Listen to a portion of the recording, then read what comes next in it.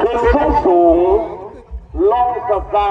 ตบใกล้ๆได้หลายๆทีมงานของบ้านสวน191ไปดีๆงามๆไปเบิ่งดาวโอ้ยอยู่ทางบ้าน3 2 1ไป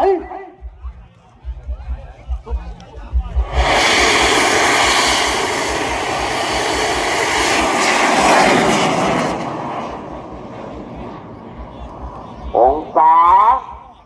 ลมนะครับองศาลมถอดโตนิ่มๆจะต้องแต่งโตให้ไวต้องเขาข้อเร็วๆเด้อถอดโตนิ่มนะครับกระแสลมแห้งพัดหางลมโตไหลยังลาดยังไหลกำลังได้40